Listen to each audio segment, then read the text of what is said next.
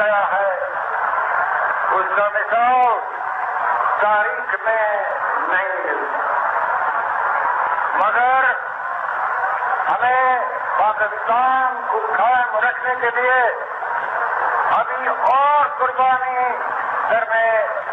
करना होगी। ये आवाज है पाकिस्तान के संस्थापक और पहले गवर्नर जनरल मोहम्मद अली जिन्ना की।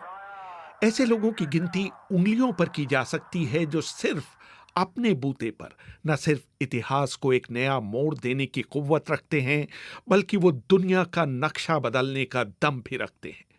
नया राष्ट्र रचने का श्रेय भी इतिहास में बहुत कम लोगों को गया है। पाकिस्तान के पहले गवर्नर जनरल और संस्थापक मोहम्मद अली जिन्ना की गिनती उन लोगों में की जा सकती है। तिलक देवाशेर भारतीय खुफिया एजेंसी रॉ में स्पेशल सेक्रेटरी के पद पर रह चुके हैं। हाल ही में उन्होंने पाकिस्तान के शासकों पर एक किताब लिखी है, पाकिस्तान एट द हेल्म। जिन्ना के व्यक्तित्व पर प्रकाश डालते हुए देवाशेर कहते हैं, उनकी जो की चीज मुझे जिन्ना की लगी कि वो एक बहुत ही सफल वकील थे और उन्होंने पाकिस्तान की वकालत बहुत बेहतरीन तरीके से की और 7-8 सालों में पाकिस्तान बन गया। मगर ये जो हर एक वकील के पास एक ब्रीफ होता है कि क्या वो आर्ग्यू करेगा, ये ब्रीफ उनका ब्रीफ नहीं था। उन्होंने ये ब्रीफ नहीं लिखा था, ये ब्रीफ अंग्रेजों ने लिखा था और अंग्रेजों ने उन्हें पकड़ाया और उसको आर्ग्यू उन्होंने ब्रिलियंटली किया। दूसरी बात है कि बहुत ही रिजर्व्ड और अलूफ किस्म के आदमी थे और वो आम तौर पे लोगों से या आवाम से बिल्कुल घुल मिल नहीं सकते थे, जिस तरह की गांधी जी थे या पंडित नेहरू थे, कांग्रेस के वो लीडर से तो बिल्कुल ही अलग अलूफ किस्म के थे। और इसी वजह से उनकी जो शादी थी, जो एक पारसी महिला से हुई थी, वो ज़्यादा देर लास्ट नहीं कर सकी क्योंकि उन्होंने महिला ने देखा कि I can't reach into him, मैं उसे समझ नहीं सकती। 1947 में भारत पाकिस्तान की आज़ादी से एक महीने पहले लॉर्ड माउंटबेटन ने जिन्ना को भारत पाकिस्तान के संयुक्त गवर्नर जनरल के लिए मनाने की कोशिश की थी। माउंटबेटन की दलील थी कि अगर आप पाकिस्तान के गवर्नर जनरल बनते हैं तो आपका अधिकार क्षेत्र सीमित हो जाएगा, लेकिन जिन्ना ने उसे सिरे से खारिज कर दिया था। क्योंकि फिर उन्होंने अगले जुमले में कहा कि जो भी प्राइम मिनिस्टर होगा वो मेरी बात मानेगा। ना तो वो गवर्नर जनरल सिर्फ नहीं थे, वो कॉन्स्टिट्यूएंट असेंबली के प्रेसिडेंट भी थे, मुस्लिम लीग के प्रेसिडेंट भी थे और अपनी ही कैबिनेट में एक मंत्री भी थे। तो एक तरफ से जो पाकिस्तान में आजकल आप देखते हैं कि कॉन्सेंट्रेशन ऑफ पावर है, तो ये जिन्ना से शुरू हुआ। सारी उन्होंने हुकूमत अपने कब्जे में रखी। 7 अगस्त 1947 की सुबह जिन्ना अपनी बहन फातिमा के साथ वायसराय के डकोटा विमान में बैठकर नई दिल्ली से कराची पहुंचे थे। हवाई अड्डे पर उनके हजारों प्रशंसक उनका इंतजार कर रहे थे। जिन्ना के जीवनीकार स्टैनली वॉलपर्ट अपनी किताब जिन्ना ऑफ पाकिस्तान में लिखते हैं, हवाई अड्डे से अपने सरकारी आवास की ओर जाते हुए सड़क के दोनों तरफ खड़े हजारों लोगों ने जिन्ना के स्वागत में नारे लगाए। विक्टोरिया शैली में बने इस सफेद भवन की सीढ़ियां चढ़ते हुए जिन्ना ने नौसेना के लेफ्टिनेंट SM एहसान की तरफ मुखातिब होकर कहा था, तुम्हें शायद इस बात का अंदाजा न हो कि मैंने इस जिंदगी में पाकिस्तान बनते देखने की उम्मीद नहीं की थी। सत्ता के हस्तांतरण के समय जिन्ना ने ख्वाहिश प्रकट की कि उनकी कुर्सी लॉर्ड माउंटबेटन की कुर्सी के ऊपर रखी जाए, लेकिन उसे ब्रिटिश सरकार ने अस्वीकार कर दिया था। 14 अगस्त को माउंटबेटन दिल्ली से आए थे तो उनको स्वेर इन करने के लिए, क्योंकि जब तक वो स्वेर इन नहीं होंगे वो गवर्नर जनरल नहीं बनेंगे। तो उनकी कुर्सी वो चाह रहे थे कि मैं ऊंची हूं और माउंटबेटन नीचे बैठे। तो फिर अंग्रेजों ने कहा ये पॉसिबल नहीं है, क्योंकि आप तभी गवर्नर जनरल बनेंगे जब इंडिया का वाइसरॉय आपको स्वेर इन करेगा, तब तक आप गवर्नर जनरल नहीं है। तो माउंटबेटन आपसे नीचे नहीं बैठ सकता, वो आपकी बराबरी और ऊंचाई पर बैठेगा। तो बहुत मुश्किल से जिन्ना ने ये माना, तो उनकी कुर्सी फिर नीचे की गई। पर उनका ये गरूर था, उनका ये बारे में ये फीलिंग थी कि नहीं, मुझे माउंटबेटन से ऊपर होना चाहिए। ये एक ऐतिहासिक सत्य है और जिन्ना का खुद का भी मानना था कि पाकिस्तान को उन्होंने ही बनाया है। इस्कंदर मिर्जा जो डिफेंस सेक्रेटरी बने फिर बाद में प्रेसिडेंट बने, जब पाकिस्तान बन गया तो उन्होंने जिन्ना से कहा कि हमें मुस्लिम लीग के बारे में कोई कंसिडरेट होना चाहिए, उनको अच्छी तरह से उनका व्यवहार करना चाहिए। तो जिन्ना ने कहा क्यों? तो उसने कहा कि उन्होंने पाकिस्तान बनाया। कहता कौन कहता मुस्लिम लीग ने पाकिस्तान बनाया? पाकिस्तान मैंने बनाया अपने स्टेनोग्राफर के साथ। तो ये उनके विचार थे मुस्लिम लीग के बारे में। कराची में जिन्ना का दिन आमतौर से 8:30 बजे सुबह शुरू होता था। एक बड़ी मेज के पीछे बैठे जिन्ना के सामने कागजातों का ढेर रख दिया जाता था। पास ही में क्रेविन ए सिगरेटों का एक डिब्बा रखा होता था। उनके पास बेहतरीन क्यूबन सिगार भी होते थे जिनकी सुगंध हमेशा कमरे में भरी रहती थी। जिन्हें अपने आप को मुसलमानों का एक राजनीतिक नेता मानते थे, न कि धार्मिक नेता। इसकी वजह से उन्हें कई बार धर्म संकट से भी गुजरना पड़ा था।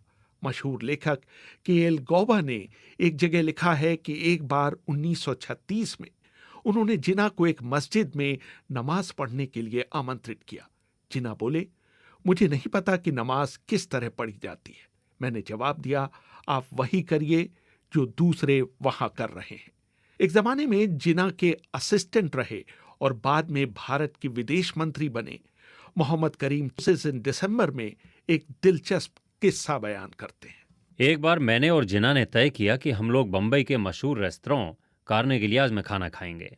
जिन्ना ने 2 कप कॉफी, पेस्ट्री और सुअर के सॉसेजेस मंगवाए। हम इस खाने का मजा ले ही रहे थे कि एक बूढ़ा दाढ़ी वाला मुसलमान एक 10 साल के लड़के के साथ वहां पहुंच गया। वो आकर जिन्ना के नजदीक बैठ गए। तभी मैंने देखा कि लड़के का हाथ धीरे से पोर्क सॉसेज के प्लेट की तरफ बढ़ रहा है। उसने धीरे से एक टुकड़ा उठाकर अपने मुंह में रख लिया। मैं इसे बेचैनी के साथ देख रहा था। कुछ देर बाद जब वो चले गए तो जिन्ना गुस्से में मुझसे बोले, छागला, तुम्हें खुद पर शर्म आनी चाहिए। तुमने उस लड़के को पोर्क सॉसेजेस क्यों खाने को दिए? मैंने कहा, जिन्ना साहब, मेरी उलझन ये थी कि मैं आपको चुनाव हरवा दूं या फिर उस लड़के को खुदा का कहर झेलने दूं।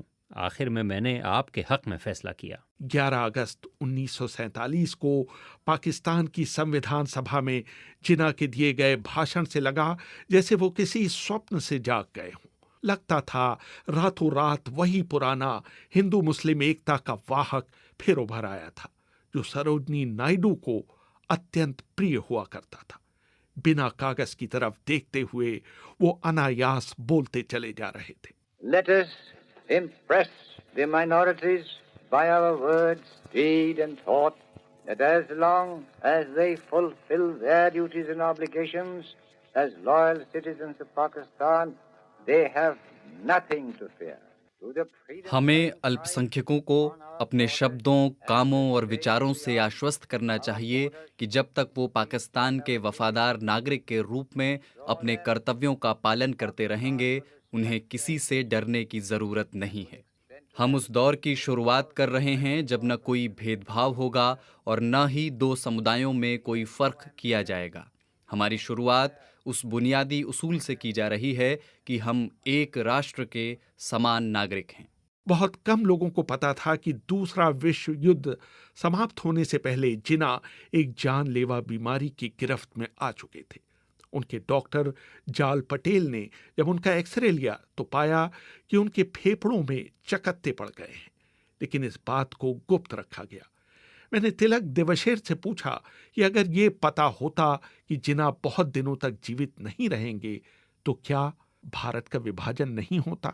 क्योंकि वो डॉक्टर बड़े प्रोफेशनल थे तो उन्होंने कानों कान खबर नहीं किसी को देने दी। अगर ये पता होता, मुझे लगता है माउंटबेटन को पता था। तभी पहले जो पार्टीशन की डेट फरवरी 1948 में थी, उन्होंने 6 महीने पहले करके अगस्त 47 में कर दी, क्योंकि उनको मालूम था कि जिन्ना ज़्यादा देर अब जिंदा नहीं रहेंगे।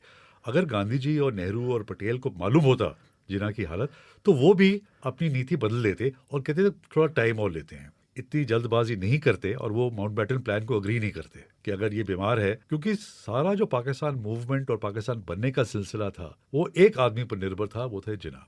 लियाकत अली में इतनी काबिलियत नहीं थी और बाकी जो कैबिनेट था उनमें इतनी काबिलियत नहीं थी कि वो पाकिस्तान की जो ब्रीफ का मैंने जिक्र किया वो उसको पुश कर सके। तो उस टाइम मुझे नहीं लगता अगर इन्हें मालूम होता तो 47 में पार्टीशन शायद ना होता। जिन्ना के आखिरी दिन बहुत तकलीफ में बीते। 11 सितंबर 1948 को जब जिन्ना को वाइकिंग विमान से क्वेटा से कराची लाया गया तो फेफड़ों के कैंसर से जूझ रहे पाकिस्तान के संस्थापक का वजन मात्र 40 किलो रह गया था। जब कराची के मौरीपुर हवाई अड्डे से उनकी एम्बुलेंस गवर्नर जनरल हाउस के लिए चली तो उस बीच रास्ते में ही उसका पेट्रोल खत्म हो गया। बहुत ही एक दर्दनाक सी, गवर्नर जनरल जिसने पाकिस्तान बनाया, जिनको लोगों ने कैद आजम का खिताब दिया, कोई रिसीव करने वाला नहीं था। और लियाकत अली प्राइम मिनिस्टर थे, सिर्फ उनका मिलिट्री सेक्रेटरी था। नॉर्मली जो प्रैक्टिस होती थी कि जब भी जिन्ना जाते थे या बाहर आते थे, पूरी डिप्लोमेटिक कोर एयरपोर्ट पर होती थी, उनको सी ऑफ करने के लिए या उनको रिसीव करने के लिए। इस टाइम किसी को नहीं पता था।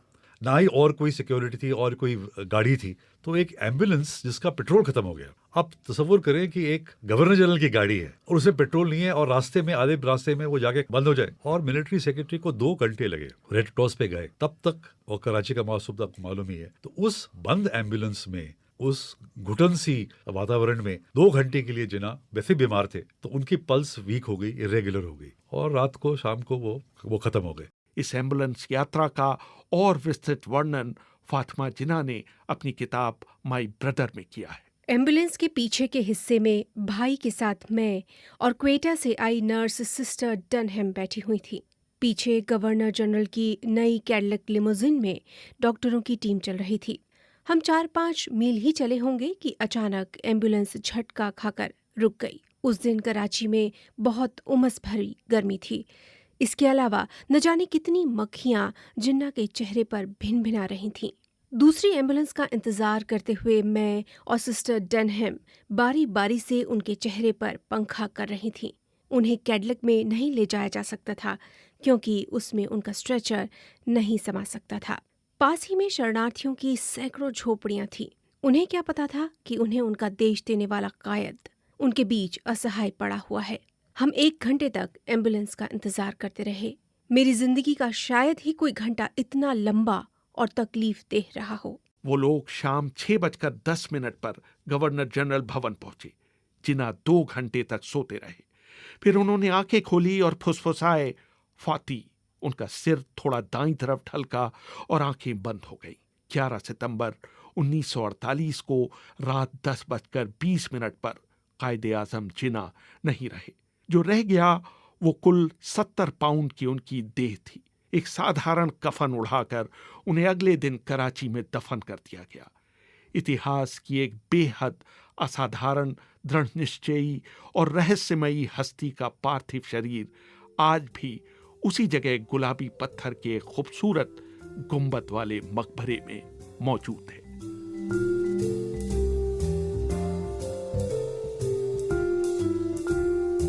रेहान फजल, BBC